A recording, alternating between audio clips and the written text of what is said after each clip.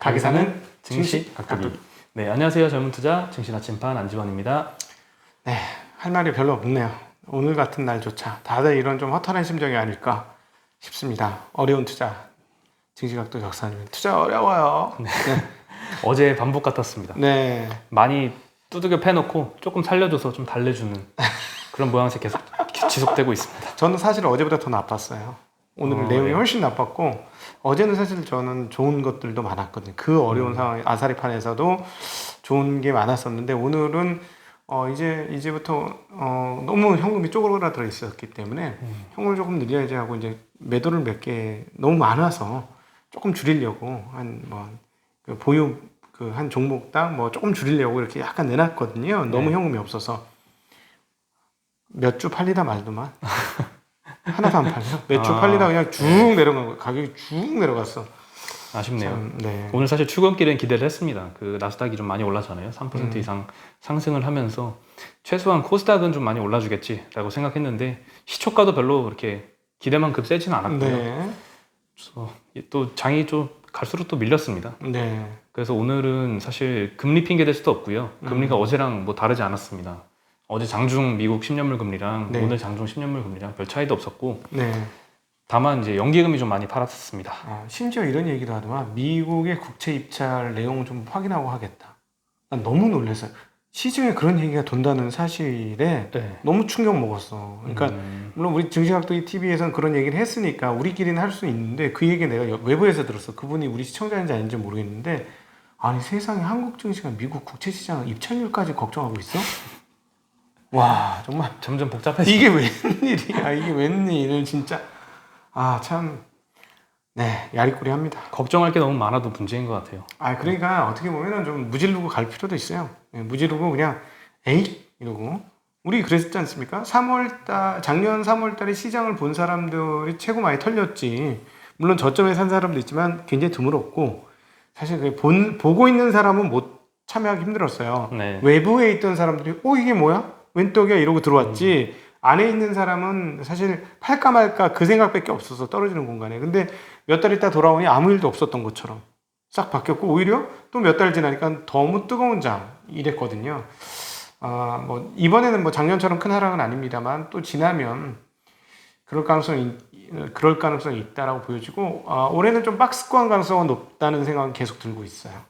네, 저도 박스권으로 갈 수 있다 생각이 드는 게 요즘 증시를 보면은 변동성이 굉장히 크고 결국 종가는 조금씩 밀리는 국면이 연속되고 있거든요. 네. 이렇게 되면은 이제 나중에 증시가 좀 올라온다고 해도 전부 다 이제 매도에 나설 가능성이 좀 높지 않을까 생각이 들거든요. 그래서 매일 저도 오늘 뭐 약간 갖고 있는 종목이 시초가에 막 5% 올랐다가 중간에 오후에 되니까 마이너스에서 막 3, 4%까지 갔다가 네. 보합으로 끝나거든요. 근데 이런 네. 거를 며칠 겪다 보니까 내일은 한 3%만 오르면 그냥 잘라버려야지라는 생각이 많은 사람들이 좀 할 수도 있지 않을까 이런 생각이 들더라고요. 그래서 네. 더더욱 좀 대세 상승이 오기 힘들지 않을까 이런 불안감이 조금 엄습해 옵니다. 그렇게 반도체가 그렇게 좋다는데 대형주들이 하나도 안 올라서 지금 많은 투자자들이 그냥 굉장히 힘듦을 토로하고 있는 그런 상황입니다. 네. 오늘 장을 말씀드리면 사실 연기금이 좀 미웠습니다. 오늘은 외국인도 코스피에서 판 게 없습니다.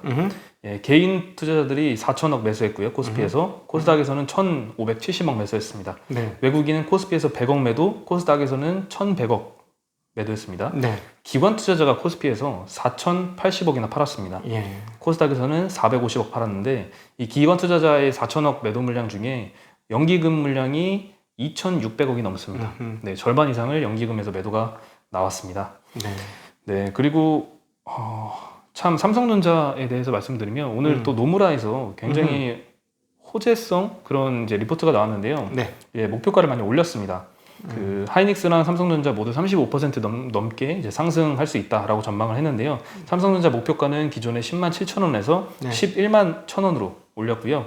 2분기에는 디램 가격이 빠르게 올라서 올해 영업이익을 전년 대비 38% 상승한 49조 7천억 원으로 예상을 했고요. 네. 컨센서스는 46조 원입니다. 이거보다 10% 좀 안 되게 높죠. 네. 근데 이제 문제는 내년도 영업이익을 굉장히 높게 전망을 했습니다. 전년 대비 60% 늘어난 80조 원, 내년 영업이익이 80조 원이라고 전망을 했고요. 컨센서스는 60조도 안 됩니다. 예, 그리고 하이닉스 같은 경우에는 목표 주가를 18만 원에서 19만 원으로 상향을 했고요. 네. 영업이익 올해 추정치는 전년 대비 2배 이상인 12조 7천억 원, 컨센은 10조 5천억 원입니다. 그리고 내년도에는 무려 28조 3천억 원, 네, 컨센서스가 16조 7천억 원입니다. 네, 그러니까 뭐 어마무시하게 쓰고 있어요 지금. 네, 그 엄청나게 실적이 올라간다는데도 전혀 반항을 안 하고 있는 거죠. 네, 이건 뭐 차량, 텍사스 한파, 뭐 차량 반도체 부족 이런 일시적인 요인이 아니라 반도체 상승 사이클이다라고 얘기를 하면서 이것이 높게 전망을 했습니다. 아니 혹시 정말 그것까지 생각한가요? 저도 이제 자꾸 이제 3분기 말씀드리는 이유가 반도체 얘기하면서 3분기까지 좋을 것 같습니다 이런 이유가 그 밑단에 뭐가 있냐면 이게 실적 피크가 나오면 그 다음부터 주가가 빠져요. 그 다음부터는 퍼가 막 곤두박질 치지. 왜냐하면 이익 대비 5배도 안 나와 주가가 너무 실적이 너무 좋아져서. 근데 그때부터 주가가 빠지거든. 네. 과거 항상 그래서 그런 것 때문에 고민이 돼서 3분기까지 뭐 이런 식으로만 얘기를 하는 거야. 실적이 피크가 그때 나올 것 같으니까 3분기. 근데 조금 더 연장될지 안 될지는 모르겠는데 그러고 나면 실적 피크 나오면 남들 다 우르르 좋다 할 때 아 우리는 그때는 빠져나가야지 이런 생각을 하잖아요. 전문 투자자들은. 시장이 전부 그 생각을 하고 있을까? 난 이해가 안 돼. 시장은 그런 적이 없어. 근데 이거는 그렇게 똑똑할까? 그렇게까지 3분기 이후에 꺾일 것까지 생각해서 안 오르는 걸까? 아, 그건 아닌 것 같거든요. 그건 아닌 것 같아요. 하여튼 좀 기묘합니다. 지금 반도체 상황들이. 예. 네. 그리고 이제 삼성전자 오스틴 팹 얘기 몇 번 들었는데요. 이미 3월 5일에 웨이퍼가 투입됐다라고 합니다. 이르면 이번 달 25일부터 가동에 들어간다라고 하는데요. 네. 관계자에 따르면 10일 현재 투입된 웨이퍼는 공정 100을 기준으로 70% 수준까지 올라왔다라고 하고요. 오스틴 팹은 14일까지 웨이퍼를 100% 수준 정상 궤도에 올려놓는다는 계획을 갖고 있다고 합니다. 네. 가장 까다로운 생산 수율 문제도 이르면 25일까지 정상화될 것으로 예상이 됩니다. 네. 최근에 차량용 반도체 쇼티지 때문에 그 지난 1월 달 많이 올랐던 종목들이 있거든요. 네. 그런 것들이 최근에 2, 3월 달에 무지하게 많이 빠졌어요. 그래서 시장에서는 아니 반도체 쇼티지라면서 왜 이렇게 빠지냐 이런 소리를 했었는데 네. 시장은 상당히 똑똑해서인지 벌써 이 재가동을 알고서 그렇게 떨어뜨린 건지 모르겠네요.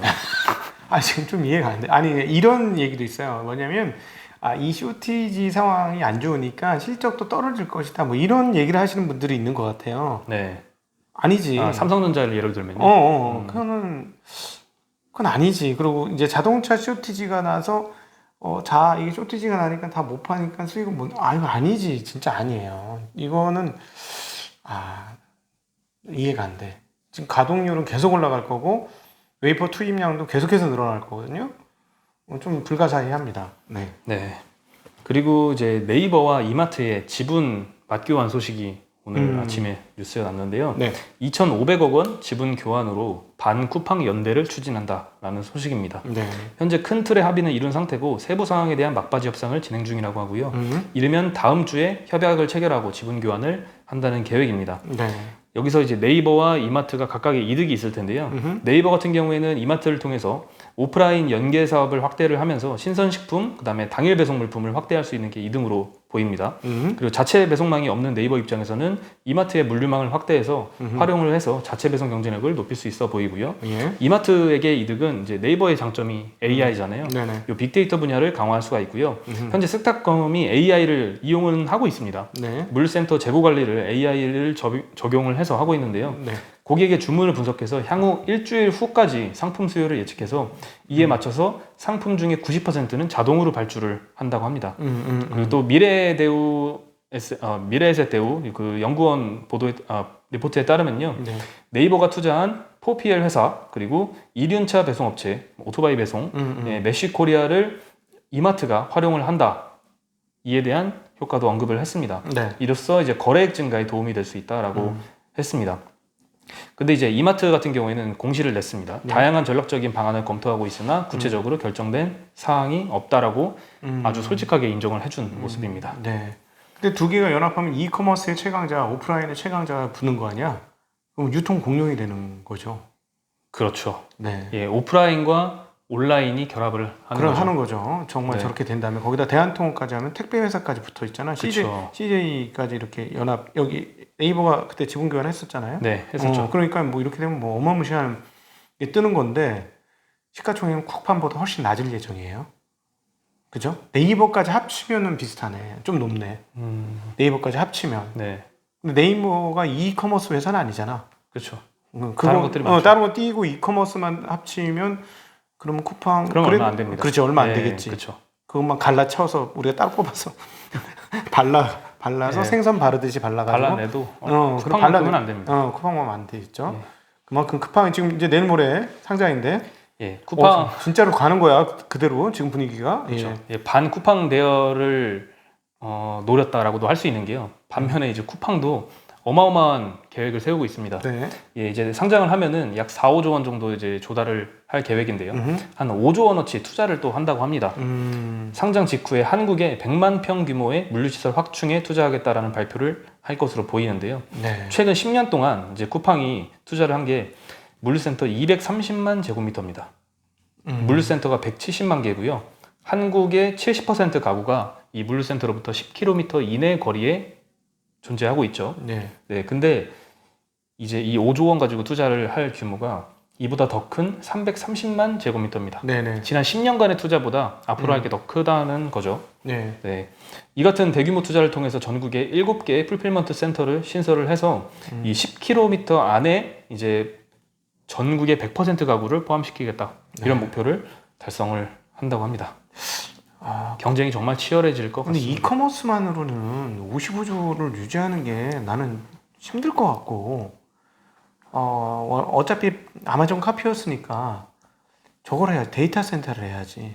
그렇죠. 데이터 센터를 하면 뭔가 좀 이것과 연계해서 데이터 센터를 하면 뭔가 답이 나올 거는 같은데, 그 사실은 이마트는 대응을 할 수 있어요. 왜냐면 이 점포들을 그냥 다 물류센터로 바꿔버리면 돼. 기존에 있는 점포들. 오프라인 점포들. 그냥 여기 있는 동네 이마트 그냥 폐쇄해버리고 물류센터 하면은 대응 가능하죠. 근데 지금도 별로 이렇게 내방 손님들이 별로 없는 물류센터 같은 경우에는 PP 네. 센터라고 해서 이미 물류로 많이 활용을 하고 있는데 네. 점점 그 비중이 앞으로는 올라가겠죠. 그러면 뭐 롯데는 가만히 있겠어? 롯데도 그렇게 해버리면 되고. 네. 야, 진짜 개싸움 나네요. 여기는. 예, 쿠팡이 이렇게 그나마 쿠팡이 그러니까 미국에 상장된 게 다행이야. 이렇게 이 투자자들 입장에서는 다행이에요. 한국에 있으면 내가 보면 이거는 이렇게 개싸움하는 경쟁이 치열하는 데는 힘들지. 투자하기 힘들어. 우리 투자자 입장에서 이렇게 치고 받고 막 진짜 주먹으로 막 때리고 막 하는 것처럼 보이는 얘네들한테 어떻게 투자를 하냐고. 그죠? 그리고 제가 생각을 해봤는데 네. 왜 이렇게 미국 사람들이 쿠팡의 밸류를 높게 쳐줄까에 대해서 생각을 해봤는데 네. 아무래도 미국 아마존 같은 경우에는 뭐 처음에는 이제 이틀 내에 배송해주겠다 이것도 굉장히 혁신적으로 내세웠잖아요. 근데 그렇지. 쿠팡이 아마존 당일 배송, 프라임. 예, 아침에 주문을 하면은 저녁 먹기 전에 배송해주는 이 시스템에 대해서 엄청나게 놀라워할 것 같아요. 그렇지. 예. 그렇지. 미국에선 도저히 가능하기가 어려운 그렇지. 시스템. 말도 안 되는 거지. 거기는 다음 날만 와도 할배요 막 이런 상황인데. 예, 우리는 너무나 일상이 됐으니까 지금은 그래서 좀 굉장히 와 쿠팡 어떻게 55조 막 이렇게 놀라운데 그럼. 미국 사람들은 그거 전혀 없는 그렇지. 서비스니까 이게 우리가 하는 가능하다고. 서비스를 얘기를 해주면 걔네 입장에서는 이거 뭐 우리가 꿈속에만 생각하던 바로 그런 나라? 저기 뭐 다른 행성이야? 막 이런 느낌 들걸요? 그렇죠. 우리나라 사람들은 뭐 당일 배송이라고 해서 주문했는데 아침에 했는데 이제 저녁 6시까지 안 와 있으면 바로 고객센터 전화하잖아요. 화나가지고. 좀 그러지 마. 진짜 본인 그러는 거 아니에요? 아니 저는 좀 약간 그럴 정도까지는 아니고 안 와 있으면 좀 당황은 한 적은 있는데. 당황해요. 네, 당황은 하죠. 미국 사람 들으면 별 미친 사람 다 보겠네 이럴 그러겠죠? 거 아마. 예. 그래서 더 쿠팡을 고밸류를 쳐주지 않나 이런 생각이 듭니다. 그렇죠. 훌륭한 생각입니다. 이렇게 투자자는 생각을 많이 해야 될 게 맞는 것 같아요. 저도 오늘의 한국 시장과 중국 시장을 보면서 생각이 많았어요. 제 생각에 일단을 꺼낼까요? 앞서 중국 시장에 시간이 없어서 뭐 얘기를 못 했는데 네, 어떤 생각이신가요? 우리가 알 수 없을 만큼 레버리지가 많다. 이해가 안 되는 거야. 오늘 같은 장은 정말 이해가 안 돼서 물론 낙찰적 긴장 상황이 지속되고 있습니다. 근데 나는 아무리 생각해도 한국의 투자자들이 미국의 그 국채 응찰률까지 고민하면서 투자를 했을 것 같진 않아. 이 정도까지는 아닌 것 같은데 그러면 도대체 이게 뭘까 했는데 아무리 봐도 레버리지가 너무 많아.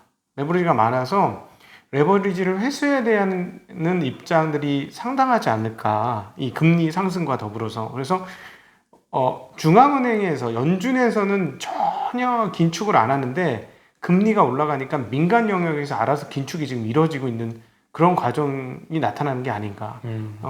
그러니까 저금리고 돈을 빌려도 겁이 안 나니까 간땡이가 부은 거지, 투자자들이. 그러니까 우리가 옛날에 롱텀 캐피탈 매니지먼트 보면 망할 때 레버리지 비율이 30배도 넘겠어요. 네, 그렇죠. 그래서 한 방에 가거든. 근데 헤지 펀드들 레버리지 한 10배씩 쓰지 않습니까? 그러니까 레버리지를 너무 많이 써갖고 금리 상승에 너무 취약해진 상황 아니냐. 이렇게 해야 좀 해석이 되는 거. 저도 그런 생각을 해봤습니다. 네. 훌륭하십니다. You're welcome. 네. 네. 네, 그리고 미국 그 FOMC가 이제 16일 예정이잖아요. 미국 시간으로. 네, 거기서 이제 시장이 기대하는 바가 하나 있습니다. 지금 연준의 은행권 SLR 규제 완화 만료를 앞두고 있습니다. 네. 근데 이제 이걸 연준이 해줄지 말지 좀 제발 해줬으면 좋겠다라고 시장은 기대를 하고 있는데요. 네, 이거는 파이낸셜 학과만 설명해. 저는 뭐 설명 못해요. 굉장히 어려운 내용인데 파이낸셜 학과가 여러분에게 설명해 드릴 거예요. 굉장히 쉽게 말씀을 드리면 미국의 지금 대형 은행들이 건전성 유지를 위해서 갖고 있는 자산 대비 약 3% 수준의 자기 자본 비율을 유지를 해야 됩니다. 그러니까 대출을 그러니까 자산 대비 일정 규모의 자기 자본은 유지를 해야 된다는 거죠. 그러니까 내 돈 갖고 건전성 유지를 위해서 내 돈 갖고 돈놀이를 하는데 네. 내 돈 3%는 유지하고 3% 비율은 내 돈을 갖고 해라. 다 쓰지 마라. 네. 네. 이렇게 건전성 유지를 해야 되는데 작년에 4월쯤에 코로나 이후에 연준이 규제를 조금 완화를 해줬습니다.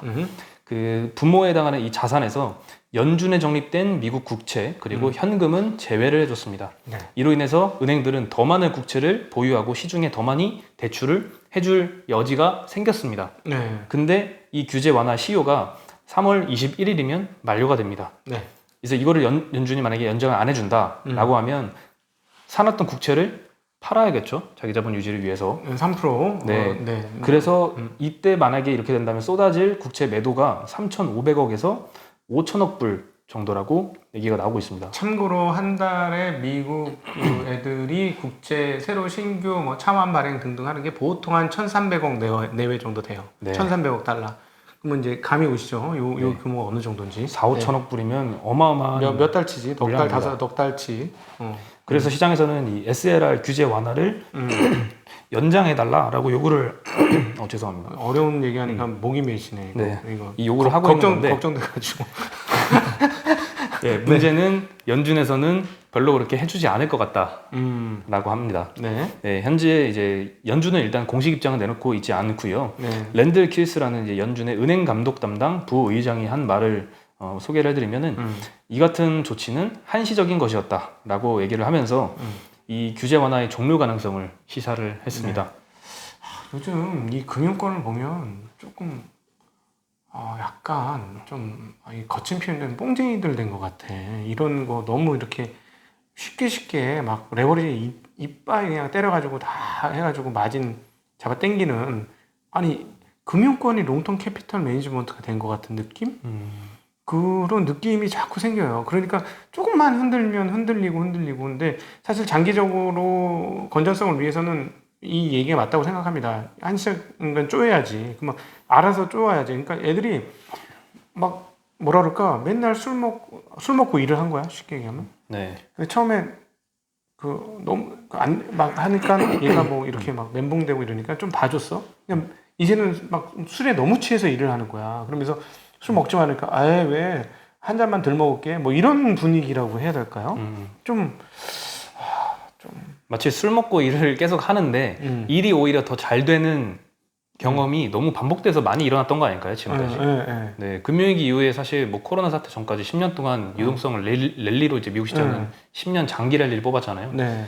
그러면서 이제 부채를 써서 레버리지를 쓰는 거에 대해서 굉장히 둔감해졌고 그렇지. 이 리스크를 좀 간과를 한 거죠. 그렇죠. 네, 그리고 코로나 이 위기도 뭐 옛날에 뭐 대공황 같은 경우에는 막 3, 4년 계속 막 폭락을 했잖아요. 네네. 그때 차트 보면 정말 무서운데 그렇죠. 지금은 뭐 한 달 만에 바로 반등을 했잖아요. 네. 그래서 더더욱 이 둔감해지고 그 이후에도 레버리지가 많이 쌓였고 참 어디까지 갈지 모르겠습니다. 그러니까 이 레버리지에 완전히 만취되어 있어 지금 시장. 이거는 고쳐져야 되는데 이건 어떻게 충격을 덜 가지면서 고칠 것이냐. 방법은 뭐 경험상 레버리지가 위험하다는 걸 체득하는 것밖에 없지 않을까. 결국 쇼크가 와가지고 다 털리는 경험을 한번 하면은 그러니까 연준은 보니까 그거를 녹이겠다는 거야. 부채를 녹여버리겠다. 인플레이션을 일으켜서 녹여버리겠다는 거지. 2022년까지 지금 이제 슬슬 그 얘기가 나오거든요. 연준이 도대체 금리를 언제 올릴 것이냐. 그거 옛날에 막 퍼센테이지 때리고 그랬잖아요. 네. 이번 코로나 사태 전에. 네. 지금 다시 때리기 시작해요. 그래서 근데 연준이 금리 인상 확률이 올라오기 시작한 건 2022년 말이면 올릴 것이다라는 전망이야. 네. 실제적으로 내용상의 전망도 금방 올릴 거라고 생각을 안 해요. 그러면 현재 이제 인플레이션 빵빵 터지려고 하는데 그러면 그게 터지면 어떻게 될 것이냐? 연준의 태도만 딱 발라서 읽어보면 인플레이션 와. 그래, 인플레이션 한번 해보지. 생각할 만큼 안 올 것 같은데 우리 자료 그동안 읽어보니까 그 인플레이션 안 오거든? 한번 해보자. 오면 오는 거지 뭐. 이런 분위기인 것 같아. 근데 시장은 못 믿겠고 그거를 또 저러다 형 또 울릴 거잖아. 또 에이씨 때릴 거잖아. 막 이런 분위기고. 참 어렵습니다. 어렵습니다. 요거는 몰라. 정확히 몰라. 누구도 가봐야 알아. 근데 인플레이션이 되면은 자산 시장이 나쁠 건 없어요. 네. 시간이 지나면. 근데 문제는 뭐냐면 레버리지를 축소해야 되는, 민간 레버리지를 축소해야 되는 과정에서는 역시나 마찰적 긴장 상태가 유지될 것이다라는 점. 네. 그리고 트렌드포스에서 올해 스마트폰 판매량 전망치를 내놨습니다. 네. 일단 1분기 전망은요. 전년 대비 25% 성장하면서 회복할 것이다라고 했습니다. 기저효과죠? 네, 스마트폰 시장 전체적으로 말씀을 드리면 2007년에 아이폰 등장 이후로 계속 성장을 해오다가요. 2018년에 처음으로 역성장을 했습니다. 네. 이후부터 계속 하락세를 지속을 해왔습니다. 신제품 사양이 굉장히 상향 평준화됐고요. 교체 기간도 굉장히 길어졌기 때문에 이렇게 되었는데요. 작년에는 사실 5G 시장 개화가 됐고 그래서 좀 턴어라운드 하지 않을까 기대를 했지만 또 네. 코로나가 와가지고 또 역성장을 했습니다. 네네. 10% 정도 하락을 했는데요. 올해는 드디어 4년 만에 턴어라운드 할 것이다 라는 전망을 했습니다. 올해 예상 판매량은 13억 6천만 대고요. 전년 대비 9% 성장을 전망을 했습니다. 네. 네, 시장 점유율도 전망을 했는데요. 삼성전자가 18.1%로 1위, 애플이 14.8%로 2위, 샤오미가 15.2%로 3위, 오포와 비보가 4, 5위를 차지한다라고 전망을 했습니다. 네, 그리고 마지막으로 이제 로블록스 얘기를 드리려고 하는데요.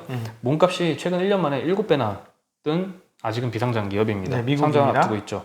네, 유튜브나 페이스북보다 미국의 10대 청소년들한테 가장 인기 있는 앱이라고 하고요. 월 사용자가 1억 5천만 명인데요. 이 중에 3분의 1이 16세 미만 청소년들입니다. 미국 내에서는 9살부터 12살 요 사이에 해당하는 인구의 3분의 2가 이 가입자라고 합니다. 네, 그리고 메타버스의 선두주자로 상장을 앞두고 있고요. 정해진 공간 안에서 누구나 창작자가 되어서 이 게임을 개발할 수가 있는 플랫폼이고요. 플랫폼 내 게임이 지금 5천만 개 수준이라고 합니다. 5천 개가 아니라 5천만 개라고 합니다. 네, 그리고 메타버스 게임 내에서 이제 VR이나 AR 장비의 활용도가 높고요. 현실에서 할 수 있는 일들이 점차 가상 공간으로 옮겨갈 것이라는 시장의 기대가 있죠. 그래서 더욱더 핫해진 기업입니다. 작년에는 2억 6천만 달러 적자를 냈습니다. 한 3천억 정도 적자를 냈는데요. 시장에서 평가받는 기업 가치는 약 300억 달러 수준. 네, 30조가 넘습니다. 이렇게 받는 이유는 대형사 플랫폼과 합쳐질 경우에 시너지가 기대가 된다고 해서 대형 ICT 회사의 인수부 1순위로 거론이 되고 있습니다. 네, 새로운 시장을 열어놓는 분이 많고 쉽게 얘기하면 게임 플랫폼이에요. 게임 플랫폼인데 거기서 뭔가를 안에 들어가서 게임을 만들어서 일종의 이게 메타버스 얘기가 얘가 이제 상장되면서 메타버스 얘기가 너무 많이 나오고 있는데 저 개인적으로는 메타버스는 사이버라이제이션의 끝단이에요. 그래서 저의 요즘 심각한 고민은 뭐냐면 지금 미국 기준으로 한 6월 달 되면 현재 이 코로나 상태들이 유지가 안 될 것 같아요. 그러면서 오프라인이 훨씬 더 강화될 것 같은데 그렇다면 사이버라이제이션한 세상에서의 끝단인 메타버스가 다시 성장할 것이냐에 몹시 큰 의문을 가지고 있습니다. 우리 그 영화 승리호에서 보면은 거기서 토마토 그 맛없어 보이는 그 익지도 않은 토마토 먹으면서 너무 감동하잖아요. 그죠? 우리한테 그런 순간이 곧 다가오고 있는지도 몰라요. 우리가 지금은 화성 같은 데서 살고 있다가 갑자기 이제 생야채를 먹을 수 있는 생의 세계, 레알 세계로 넘어갔을 때 과연 이게 유지가 될 것인지에 대한 고민 좀 있어 봐야 할 것 같습니다. 이 부분에 대해서는 앞으로 좀 더 나중에 말씀드리겠습니다. 네. 오늘 시장도 굉장히 힘들었을 텐데요. 많은 분들이 벌써 수요일밖에 안 됐는데 굉장히 금요일 정도의 피로감을 느끼셨을 것 같습니다. 이게 변동성 어제 어디 해외 IB에서 했던 말을 제가 전해드렸던 기억이 나는데요. 앞으로 이렇게 변동성이 큰 시장에 익숙해져야 된다라고 하는데 정말 오늘도 체감을 했습니다. 다들 힘내시기 바랍니다. 네, 지나갑니다. 네, 저희는 여기서 인사드리겠습니다. 안녕.